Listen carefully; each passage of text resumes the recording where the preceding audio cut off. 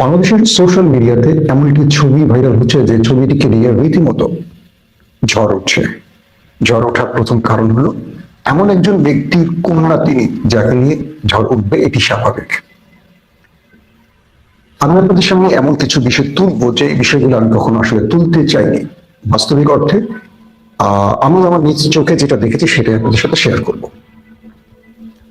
Social মিডিয়াতে তারেক রহমান অর্থাৎ বর্তমান প্রধানমন্ত্রী তারেক রহমানের একমাত্র কন্যা জাইমা রহমানকে নিয়ে যে ছবিটি ভাইরাল হচ্ছে, এটা আসলে রিয়েল নাকি ফেক, এই প্রশ্নটা অনেকের।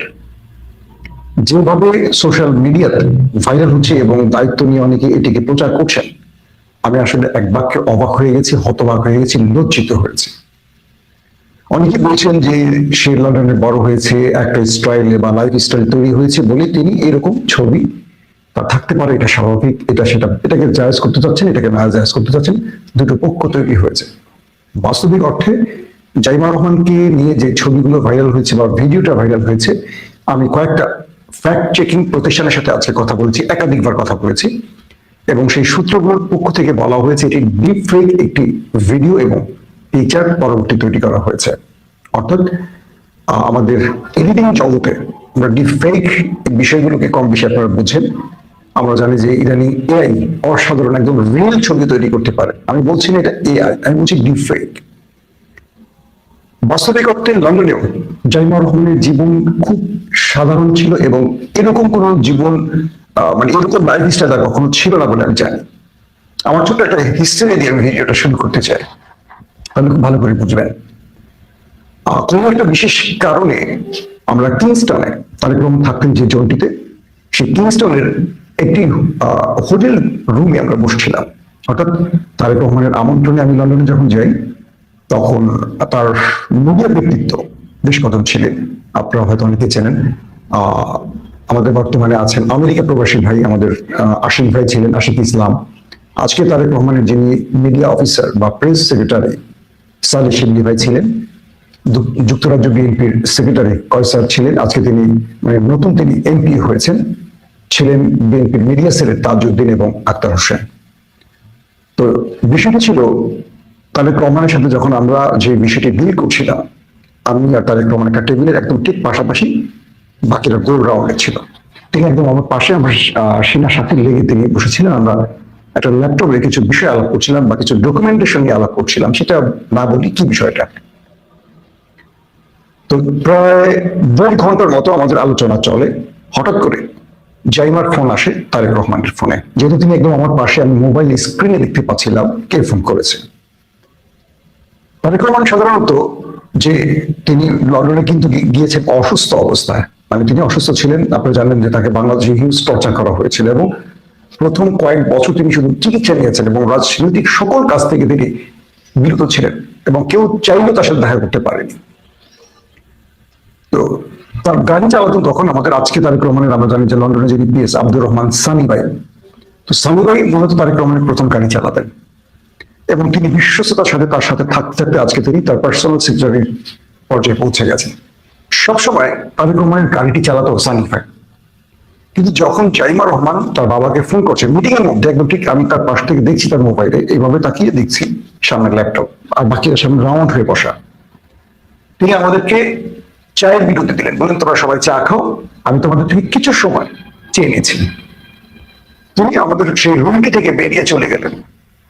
তো সঙ্গে সঙ্গে আশিক ভাই, আমি আর শিবলি ভাই, সালি শিবলি ভাই, আমরা ঠিক 2 মিনিট বা 1 মিনিট পর ভাই পিছিয়ে পিছিয়ে আমরাও বেরিয়ে আসলাম। যেহেতু তিনি চলে গেছেন, আমরা একটু বাইরে হাওয়া খাবো, রুম থেকে বাইরে গিয়ে আমরা একটু দালাবো বা গল্প করবো। সেই জন্য আমরা দেখলাম যে সানিকে রেখে তার একটা নিজে ড্রাইভ করে চলে গেলেন।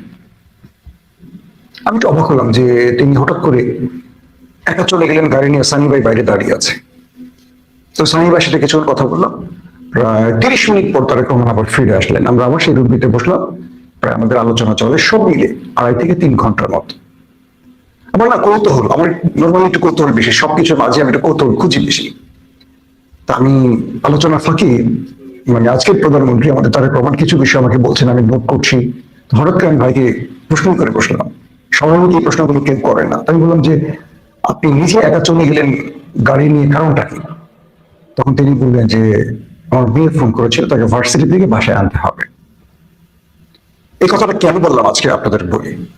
তারেক রহমান তার মেয়েকে নিজে গাড়িতে করে বহন করে আনতে গেছেন এবং নিজে সেটা বাসায় পৌঁছে দিয়েছেন। তার মেয়ের ব্যাপারে তিনি এতটা কনসার্ন ছিলেন, মানে নিজের মেয়েকে নিয়ে তিনি এতটা সতর্ক ছিলেন। সেই মেয়ে নাইট ক্লাবে গিয়ে নাচে, এটা আমরা বিশ্বাস করবো ইম্পসিবল। এটা সম্পূর্ণ মিথ্যা, রাজনৈতিক ভাবে এটি করছে। তো আমি এই ছবিটার ব্যাপারে একটু তদন্ত করতে গিয়ে জানলাম যে এটার ভেতরে আওয়ামী একটা বিশাল সিন্ডিকেট আছে। এই ছবিটা কিন্তু আজকে রিসেন্ট না, ইদানিং হয়তো মার্কেটে এসেছে। এই ছবিটা কিন্তু আগেও একবার এসেছিল। তো আমি এটা বোঝার চেষ্টা করলাম যে সর্বাধিক এই ছবিগুলো ছেড়েছে কারা, বা যারা এই সোশ্যাল মিডিয়াতে যারা কাজগুলো করে। আমি এই কয়েকটা টিমের সাথে আছি, সারাদিন কথা বলেছিলাম এটা বোঝার জন্য, যেহেতু আমি ভিডিও করবো, সত্য মিথ্যা যাচাই না করে তো করতে পারি না। এরা অধিকাংশ বলছে যে এই ছবিগুলোর গণজাগরণ মঞ্চের একটা টিম আছে, আওয়ামী লীগের একটা প্রোপাগান্ডা সেল আছে যারা বিগত সময় আওয়ামী লীগের হয়ে কাজ করেছে। আপনারা অনেকে চিনেন এই ব্লগার, এই সেই কিছু, মানে ওটা কি বলে না, যে চটিল লেখকদের টাইপের কিছু ব্যক্তি আছে। এদের ওয়ার্ল্ড থেকে এটা মূলত ভাইরাল শুরু হয়েছে। এই ছবিটি যদি, আমি এটার সাথে জামাত শিবিরকে দায়ী করবো না, কারণ জামাত শিবির যদি এটি করে থাকে তারা নির্বাচনের আগে করবে। কারণ নির্বাচনে বিএনপিকে পরাজিত করার জন্য এই ছবিটি তারা আগে ভাইরাল করতে পারতো। কারণ এর আগে জামাতের আমিরকে উলঙ্গ করে বা খালি গায়ে করে বোরকা পরিয়ে তো মহিলার সাথে ছবি দিয়েছে। আমরা দেখেছি যে এরকম নোংরা বিষয়গুলো তারা আনেনি। হঠাৎ করে এগুলো আনার পেছনে কারণ নাকি? মূলত আওয়ামী লীগ জামাত এবং বিএনপিকে নিয়ে খেলা শুরু করতে চায়। আওয়ামী লীগ আবার রাজনীতিতে ফিরে আসার জন্য একটা নোংরা ন্যারেটিভ তৈরি করতে চায় এবং এই দুটো পক্ষের মধ্যে একটা ভয়ঙ্কর কিগুলো ক্র্যাশ তৈরি করতে চাইছে। এই ছবিগুলো প্রথম প্রত্যেক আইনি গুলোকে শনাক্ত করলে বুঝবেন এরা সব আওয়ামী সেই প্রোপাগান্ডা সেলের গ্রুপ, গণজাগরণ মঞ্চের গ্রুপ, সিপি গ্যাং আছে না, কিছু গ্যাং তৈরি করছে, সেই গ্যাং গুলো থেকে এগুলো আসছে মার্কেটে। এখন অনেকে বলবেন ভাই এত নিখুঁত হয় কি করে? পৃথিবীতে এই আমরা যারা মিডিয়ায় কাজ করি, আমরা জানি যে কত নিখুঁত ভাবে কত ফেক জিনিস তৈরি করা যায়। যারা আমাকে বিশ্বাস করেন, অ্যাটলিস্ট এটুকু বিশ্বাস করেন, জাইমুর রহমানের ব্যক্তিগত জীবন এরকম কখনো ছিল না। সে লন্ডনে বড় কাজ যেখানে বড় হোক, তারেক রহমান কিংবা জুবাইর রহমান তার একমাত্র মেয়েকে যথেষ্ট নজরে রাখতেন, যত্নে রাখতেন এবং আগলে রাখতেন। কারণ এই জিয়া পরিবারের বিরুদ্ধে শুধু আওয়ামী লীগ না, হোল ইন্ডিয়ার এজেন্সি গুলো পর্যন্ত লেগেছিল। সেটা শেখ হাসিনা পরিবার আর তারেক রহমানের পরিবারের মধ্যে পার্থক্য আছে, অনেক পার্থক্য আছে, কেউ মানেন আর না মানেন। তারেক রহমান তার লন্ডন জীবনে একটি স্ক্যান্ডালে পড়েছে কখনো দেখেছেন? তার হোল লাইফ তিনি একটা পরিচ্ছন্ন জীবনযাপন করেছেন। তার কন্যাকেও তিনি সেইভাবে মানুষ করার চেষ্টা করেছেন, আমি যতটুকু জানি। কারণ আমি তখন 21 টেলিভিশনের নাটক বানিয়েছিলাম, সেই নাটকটা 111 তারেক রহমান পরিবারকে নিয়ে। সে সময় এই পরিবারটা খুব কাছে আসার সুযোগ হয়েছে, বেগম জিয়ার সাথে আমার গল্প হয়েছে বিষয়গুলো নিয়ে। এবং এই নাটক দেখে ভাবি বা জাইমারাও কেঁদেছিলেন। ওই সময় অনেক তথ্য আমি জেনেছি, আমি সেগুলো অনলাইনে লাইভে আনতে না চাই। বাস্তবিক অর্থে এই ফেক ভিডিওটাকে যারা মার্কেটিং করছেন নিজের রাজনৈতিক স্বার্থে, আমি মনে করছি আপনারা ভুল করছেন, এই ভুলটি করবেন না। একটা জিনিস মনে রাখবেন, আমি দেখেছি নির্বাচনের আগে আমার বিএনপির অনেক বন্ধুরা ফেক জিনিস মার্কেটে এনেছে, জামাতের আমিরকে নিয়ে, প্রার্থীদেরকে নিয়ে। আমি তখন অনেকে বলেছি এটা করবেন না, এটা করলে যে সমস্যাটা হয় সেটা হলো যে ভবিষ্যতে আপনার দলের নেতাকে নিয়েও মানুষ এরকম মিথ্যাচার করবে, গুজব ছড়াবে। কারোর চরিত্রের স্খলন ঘটিয়ে, কারোর চরিত্রে এরকম নোংরা জিনিস বানিয়ে প্রচার করার অর্থ হলো আপনি আল্লাহ প্রদত্ত হবে, আপনি আবার নিজের থ্রেটে পড়ে যাবেন। আপনি অন্যের মিথ্যাচার করেন, আপনার ঘরে নিজের বোন আছে, মা আছে, বোন আছে, তারাও কিন্তু বিপদে পড়তে পারে। সোশ্যাল মিডিয়ার এই উৎকর্ষ জীবনে আমাদের অনেক হিসেব করে চলতে হবে। একটা মিডিয়া ভিডিও দেখেছেন, পিকচার দেখেছেন, চোখ বন্ধ করে বিশ্বাস করে সেটা ভাইরাল করে দিচ্ছেন। আপনি সেই দল করেন না বলে রাজনৈতিক ভাবে আপনি তাকে ঘায়ল করবেন। এই মেয়েটা কি অপরাধ বলেন? এই মেয়েটা কি রাষ্ট্রের 1 টাকা চুরি করেছে? তার বিরুদ্ধে কোনো অভিযোগ আছে? সে মিষ্টি সবার সাথে, সে কিছু করতে চায় বাংলাদেশের জন্য, তার চিন্তা আছে বাংলাদেশকে নিয়ে, একটা ভালো প্ল্যান নিয়ে সে এসছে। পুরো লন্ডন জীবনে তাকে নিয়ে একটি স্ক্যান্ডাল আসেনি। হঠাৎ করে এখন এইসব ফেক ভিডিও দিয়ে আপনারা যেটা করছেন, যারা করছেন তাদেরকে বিনীত অনুরোধ করবেন না। আমি বিএনপিকে ভালোবাসি অর্থটা এরকম না, সত্যটার জন্য আমি কথা বলি। সেটা বিএনপির পক্ষে যাক আর বিপক্ষে যাক, আমি ছেড়ে কথা বলি না। কিন্তু এটা খুব একটা মানে জঘন্য ব্যাপার। এই কাজগুলো থেকে আমাদের বিরত থাকা খুব জরুরি। আবার বলছি, যারা সোশ্যাল মিডিয়াতে জাইমুর রহমানকে নিয়ে কুৎসিত মিথ্যাচার বা গুজব বা ভিডিওগুলো ভাইরাল করছেন, ডিলিট করে ফেলুন। এগুলো করা অন্যায়। আসলে আমি যেটা সত্যি বলেছি, যেটা আমি কয়েকটা সূত্রে কিন্তু আমি কথা বলেছি, বলছে ডিফেক ভিডিও, এটা কোনো আসল মানে এটা রিয়েল কোনো ভিডিও না, যতটা রিয়েলি মনে হচ্ছে আপনার এটা রিয়েল না। এটা নিয়ে আমি একদম কথা বলবো, এক্সপার্টদের বক্তব্য নিয়ে আমি আলাদা ভিডিও করবো ইনশাআল্লাহ, তখন হয়তো আপনাদের বিশ্বাস হবে। এত মানে এইসব বিষয়ে এত ডিপলি এখন আলোচনা করতে চাই না, পুরো বিষয়টা কি সেটা হয়তো আমি নেক্সট কোনো ভিডিওতে আপনাদের জানাবো। 82 নম্বর বিষয়টি নিয়ে একজন লিখছি, আপনি ইদানিং বিএনপি কে ভালোবাসেন খুব বেশি। ভাই আমি বিএনপি কে ভালোবাসি বা জামাতকে ঘৃণা করছি এরকম কোনো ভিডিও নাই আমার, দেখেন। যিনি প্রশ্ন করছেন তাকে বলি, এখন পর্যন্ত আমি বিএনপির সমালোচনাটাই বেশি করছি, কিন্তু আপনারা এককভাবে একটা দলের পক্ষে বা একটা বিপক্ষে চলে যান, এটা ঠিক না। প্রতিটা দলের ভালো মন্দ বিষয় আছে, প্রত্যেকটা দলের। এখন সমালোচনা করলে চোখ বন্ধ করে সব সমালোচনা করবো, ভালোটা ভালো বলবো না, খারাপটা খারাপ বলবো না, এভাবে হবে না। এটা দলবাজদের কাজ, দল কানাদের কাজ, এভাবে রাষ্ট্র চলে না।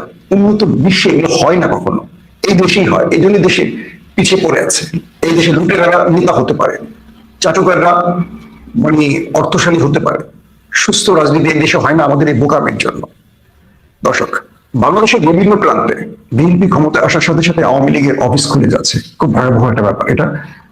আমি জানি না বিএনপি নিজের কফিনে পেরে কাটছে কিনা। পঞ্চগড় থেকে যে যাত্রাটা শুরু হয় এটা অনেক জায়গায় হয়েছে, আবার কোথাও কোথাও আওয়ামী লীগ অফিস খুলতে গিয়েও জনতার ধোলাইও খেয়েছে। বিষয়টা হলো দুটো ইতিহাস সবাই জানি। শেখ মুজিবের মৃত্যুর পর হাসিনা যখন দেশ ছেড়ে চলে গেছে, ছাড়ো তো এরপরে কি হচ্ছিল, প্রেসিডেন্ট জিয়াউর রহমান যখন দায়িত্ব নেন, রাষ্ট্রের ভার নেন, তিনি দেশে শেখ হাসিনাকে ফিরিয়ে এনেছিলেন বহুদলীয় গণতন্ত্রের প্রবক্তা হিসেবে। এর কয়েকদিনের মাথায় শহীদ প্রেসিডেন্ট জিয়াউর রহমান শহীদ হয়েছিলেন। অনেকেই বলেন, বিএনপির বড় বড় রাজনীতিবিদরা বলেন, বাংলাদেশের সফল কলামিস্টরা বলেন, শেখ হাসিনাকে দেশে এনে জিয়া তার মৃত্যুকে ত্বরান্বিত করেছে। যে বিএনপি আওয়ামী লীগকে রাজনীতির সুযোগ করে দিয়েছে, সে জিয়া প্রাণ হারিয়েছে। এরপর খালেদা জিয়াকে একটা পরে ঘর থেকে বের করেছিলেন। খালেদা জিয়াকে নিয়ে এই শেখ হাসিনা এমন কোন নোংরা কথা নিয়ে যা বলেননি। তার স্মৃতির স্বামীর ঘরটি থেকে তাকে শুধু উৎখাতই করেননি, তার সন্তানের কোমর ভেঙে 18 বছর দেশে আসতে দেননি, এবং তার বিরুদ্ধে এমন কোন মামলা নাই, মিথ্যা মামলা নাই যা করা হয়নি। আওয়ামী লীগকে যারা ক্ষমা করে দিচ্ছেন, আমি মনে করি আওয়ামী লীগ তাদেরকে নিশ্চিহ্ন করে দেবে। আমি জানি বিএনপির ভাইদের মধ্যে একটা প্রচলন দেখছি, তারা এনসিপি আর জামাতকে শত্রু মনে করছে আর আওয়ামী লীগকে বন্ধু মনে করছে। আওয়ামী লীগকে বন্ধু মনে করার প্রধান কারণ হলো এবার নির্বাচনে আওয়ামী লীগের ভোটগুলো বিএনপি পেয়েছে, আমি ধারণা করছি। তো আওয়ামী লীগের ভোটগুলো পাওয়ার কারণে বা বিএনপি ক্ষমতা বসার কারণে তারা হয়তো তাদের সেই দায়ভার শোধ করছেন, তারা হয়তো আওয়ামী লীগের প্রতি তাদের দায়িত্ব পালন করছেন। কিন্তু মনে রাখবে, বিএনপি খাল কেটে কুমির আছে, এটা করবেন না। একদিকে জুলাই বিপ্লবের স্পিডের বিরুদ্ধে মনে হচ্ছে আপাতত বিএনপিকে, আবার আওয়ামী লীগকে মিছিল মিটিং এর সুবিধা করে দিচ্ছেন। দেশের বিভিন্ন জায়গা থেকে আওয়ামী লীগের লোকেরা বেরিয়ে আসছেন, দেশে ঢোকা শুরু করেছে, অনেকে জামিনে মুক্তি পাচ্ছেন, অনেক সাবেক এমপিরা মুক্তি পাচ্ছেন। এই সিনারিগুলি খুবই খারাপ। এগুলি বলে দিচ্ছে পর্দার অন্তরে বিএনপি কোনো আঘাত করে ক্ষমতা এসছে। এক, দিল্লির কাছে কোনো দাসখত দিয়ে এসেছে যে আওয়ামী লীগকে আবারও রাজনীতিতে অ্যাক্টিভ করবে বিএনপি। অর্থাৎ ডিপ স্টেট বা ইন্ডিয়া বিএনপিকে এমন শর্তে ক্ষমতায় বসিয়েছে, এটা কিন্তু আমাদের কাছে দৃশ্যত তাই মনে হচ্ছে। এই কাজটি বিএনপি করবে আমরা আশা করিনি। আর আমি এটুকু বিশ্বাস করি, তারেক রহমান যখন বাংলাদেশের প্রধানমন্ত্রী, তিনি আওয়ামী লীগকে এত সহজে ক্ষমা করবেন এটা আমার বিশ্বাস না। তবে আমার কাছে মনে হচ্ছে কার্যত তারেক রহমানের হাতে পুরো ক্ষমতা নেই, ক্ষমতা নেপথ্যে অন্য কারো হাতে। ডিপ স্টেট নিয়ন্ত্রণ করছে তারেক রহমান পুতুল মাত্র, এরকম মনে হচ্ছে অনেক কিছুতে। কারণ তারেক রহমানকে যতটুকু চিনি জানি, তিনি আওয়ামী লীগকে ক্ষমা করে দেবেন এমন ব্যক্তি নন। তাহলে বিএনপি জুলাই স্পিডের বিরুদ্ধে দাঁড়াচ্ছে, গণভোটের বিপক্ষে দাঁড়াচ্ছে, এই যে কথাগুলো আসছে, এটা কেন আসছে? তার মানে বিএনপির মধ্যে অদৃশ্য কেউ কলকাঠে নাচছে। ডিপ স্টেট বিএনপিকে 200-র অধিক 2/3 মেজরিটি দিয়েছে। কেন আমাদের থেকে 50-এর অধিক আসন কারচুপি করে কেড়ে নিয়েছে? তার প্রধান কারণ বিএনপিকে দিয়ে অনেক কিছু করতে চায়, আর করার জন্য এই আসনগুলো বিএনপি লাগবে। বিএনপি চাক আর না চাক, ক্ষমতায় বসার সত্ত্বেও তারা এরকম কিছু করতে চায়। এগুলো হলো বিরোধী মতের অভিযোগ, অর্থাৎ আমার না, বিরোধী শিবির এই অভিযোগগুলো করছে। তো বিএনপি যদি একই কাজ করে, তাহলে বিরোধী মতের বা বিরোধী দলের এই অভিযোগ সত্যতা প্রমাণ মিলে যাবে। সো বিএনপিকে আগামী রাজনীতিকে বাঁচিয়ে রাখতে হলে কয়েকটা বিষয় মাথায় রাখতে হবে। এক, 15.5 বছর বিএনপি জামাতের উপর আওয়ামী লীগ কি নির্যাতন, নিষ্পেষণ, অত্যাচার করেছে, এটা আরেকবার চোখ বন্ধ করে মনে করতে হবে। যদি মনে না করে এটার মাসুল দেবে। 2, আওয়ামী লীগকে বিনা বিচারে রাজনীতিতে আবারও যদি পদ খুলে দেয়, এই পদটি আওয়ামী লীগের জন্য খোলা মানে বিএনপির জন্য বন্ধ হয়ে যাওয়া। 3, জুলাই স্পিডের বিরুদ্ধে যদি বিএনপি দাঁড়ায়, ঠিক আওয়ামী লীগের মতো বিএনপির পথ একই পথ হয়ে যাবে, অর্থাৎ একই পথ ধরে বিদায় নিতে হবে। রাজনীতিতে আগামী প্রজন্ম কাউকে ছাড় দেবে না। রাজনীতিতে 54 বছরের ধ্যান ধারণার বাইরে কিন্তু চলে আসছে 24-এর বিপ্লব। এই সময়টি কাউকে ক্ষমা করবে না, লিখে রাখতে পারেন। আজকে মনে হচ্ছে সকল ক্ষমতার মালিক একজন ব্যক্তি বা একটা দল, এটা বেশি দিন হয়তো বা চলবেও না। কারণ রাষ্ট্রের মধ্যে গুরুত্বপূর্ণ প্রত্যেকটি জায়গায় এখনো ফ্যাসিস্ট আওয়ামী লীগের লোক বসে আছে। তারেক রহমান ক্ষমতায় বসলে বা বিএনপি ক্ষমতায় বসলে কার্যত অদৃশ্যে নেপথ্যে আওয়ামী লীগের সেটআপ এখন তৈরি আছে। কারণ শেখ হাসিনা তার 15.5 বছরে রাষ্ট্রের প্রত্যেকটি পয়েন্টে একদম 10টা লেয়ার পর্যন্ত তার লোক সেট আপ করে রেখেছে। আপনি এ কে সরাবেন বি আওয়ামী লীগের, বি কে সরাবেন সি আওয়ামী লীগের, সি কে সরাবেন ডি আওয়ামী লীগের, ডি কে সরাবেন ই আওয়ামী লীগের। শেখ হাসিনা 10টি লেয়ার পর্যন্ত আওয়ামী লীগের লোক সাজিয়ে রেখেছে। আপনি কি করছেন? আপনি ডিসি বদলি করছেন, ভোলার ডিসি কে আপনি কুড়িগ্রাম ডিসি কে, এরকম এই আওয়ামী লীগে তো ঘুরে ঘুরে চলে আসছে। এসপি একইভাবে আসছে। আপনি যেই লেয়ারে টান দিচ্ছেন সবই আওয়ামী লীগ। হয়তো বিএনপি যেমন সেজে আছে, খোঁজ নিয়ে দেখেন। তো আওয়ামী লীগ এই দেশের পাড়া দেওয়ার সঙ্গে সঙ্গে দেখবেন মিডিয়া কু হবে, পুলিশের মধ্যে কু হবে, সেনাবাহিনীর মধ্যে হবে, প্রত্যেকটি প্রতিষ্ঠানের মধ্যে কু হবে। বিএনপি অসহায় হয়ে যাবে। আবার বিএনপি জামাতের হাত পা ধরে বলবে, আসো ভাই আমরা আবার দেশ রক্ষা করি। এই দেশ রক্ষার চিন্তাটা ক্ষমতা বসে করতে হয়, বিরোধী দলে গিয়ে করতে হয় না। তাই বলছি আওয়ামী লীগের বিচারগুলো খুব জরুরি।